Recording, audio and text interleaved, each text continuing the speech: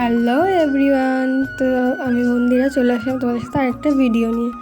তো আশা করি তোমরা সবাই ভালো আছো। তো আমিও খুব ভালো আছি। তো দেখো সকালবেলা ঘুম থেকে উঠে গেছি, তখন মনে হয় 5টা মতো বাজে। তো দেখো উঠে দেখি বাইরে বৃষ্টি হয়েছিল রাতের বেলা, তো আমি তো কিছু টের পাইনি। তারপর দেখো ফ্রেশ হওয়ার জন্য বাড়িতে বেরিয়ে এসেছিলাম। তো তোমাদেরকে ফুলগুলো দেখিয়ে দিলাম, আমার বাড়ির গাছের ফুলগুলো। তো ফুলগুলো এখনও ঠিকমতো ফোটেও নি। তারপর ফ্রেশ হয়ে আমি ঘরে স্নান করে চলে এসেছিলাম। তারপর একটু রেডি হয়ে নিচ্ছিলাম হালকা করে। তারপর দেখো আমি চলে এসেছিলাম ঠাকুর ঘরে। তো যেহেতু বৃহস্পতিবারও ছিল আর বার্থডেও ছিল, তাই জন্য পুজোটা আজকে আমিই দিচ্ছিলাম। আজকে যে আমার বার্থডে বলে পুজো দিচ্ছি এমন কিন্তু নয়, পুজো আমাদের অনেক সকালেই দেওয়া হয়ে যায়। তো আমার ঠিক পুজোটা দিয়ে ওঠা হয় না, তো তাই জন্য আমার রোজ পুজো দেওয়া হয় না। তো তারপর দেখো ঘরটা মুছে নিচ্ছিলাম।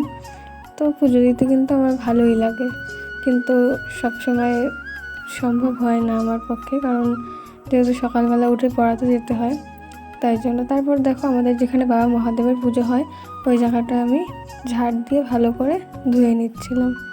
কারণ যেহেতু আজকে বৃহস্পতিবার ছিল, এমনি রোজ ধোয়া হয়, তারপরেও আমি আজকে ভালো করে সুন্দর করে, যেহেতু বৃষ্টি হয়েছে অনেক পাতা টাতা পড়েছিল, তাই জন্য ভালো করে ধুয়ে নিচ্ছিলাম। তারপর দেখো চলে এসেছে ফুল তুলতে। ফুলগুলো একটু নরম হয়ে গেছিলো, যেহেতু রোদটা উঠে গেছিলো। আমি তো ভেবেছিলাম যে আজকে রোদই উঠবে না, তো যাই হোক, তো রোদের দেখা একটু পেলাম।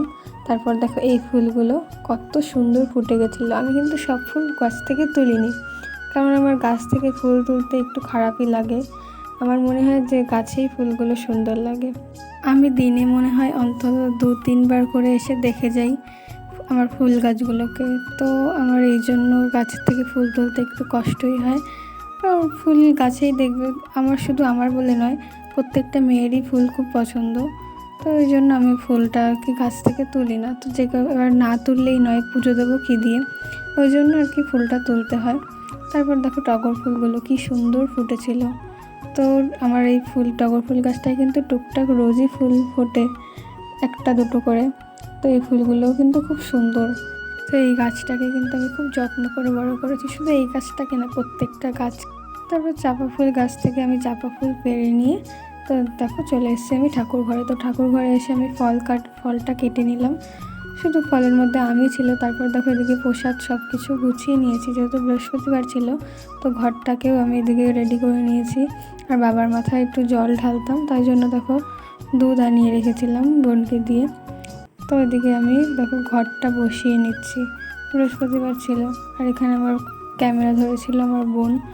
তো আমার কিন্তু এদিকে সব কিছু গোছানো কমপ্লিট হয়ে গেছে, তো সেটাই আর কি তোমাদেরকে দেখিয়ে দিচ্ছিলাম।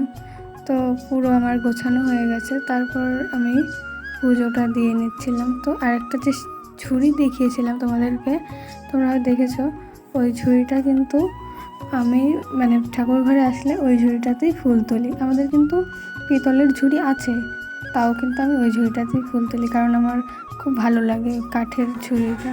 তারপর দেখো এদিকে আমি পুজোটা দিয়ে নিয়েছি। তো পুজো দেওয়া হয়ে গেছে আমার।